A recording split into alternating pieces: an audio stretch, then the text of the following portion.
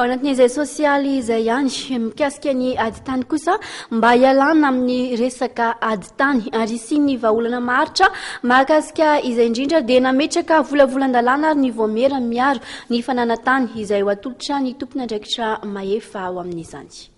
Ametraka tolo-dalana eny anivon'ny parlemanta ny avy eo amin'ny voamera misahana ny fananantany eny anivon'ny filakevitra ambony ny Tetezamita mba hialana indrindra amin'ny resaka aditany. Nambaran'ny tompony andraikitra ao amin'ity rantsana iray ity moa fa tsy tokony afangaro ny olana eo amin'ny fananantany sy ny resaka aditany.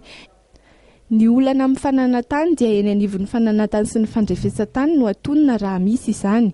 Anisan'ny hojerena ao anatin'izany indrindra ny mahakasika ny fanavoazana sy famerenana amin'ny laoniny ireny boky mahakasika ny fananantany izay efa somary simba na tranainy ireny.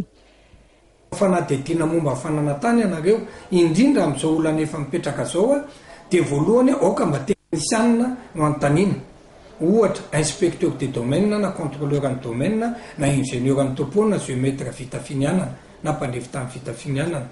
Satria maro ankehitriny ireo fikambanana izay lasa misoloky ary lasa mpanera indraindray manelanelana ary manoro olona nefa tsy teknisianina akory izy.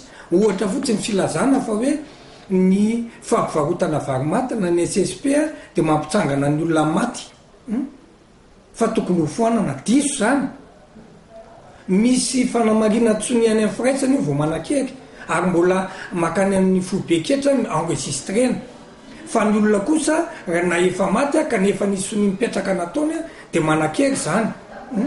Fa ndraindray mantsy ny olona hoe va amidy le tany dia rehefa maty avy eo le mpivarotra le tany dia amidy le mpandova fandohany indray dia hoe tsy varotra an'io fa efa maty io. Ka zay zany mahatonga ny miantso aloha le tena manam-pahaizana raha misy fikambanana maro samihafa tia hanampy vahoaka nefa tsy teknisianina izy dia ampio fotsiny le vahoaka. Ohatra hoe mila mpisolo vavy izy dia mila mpisolo vavy.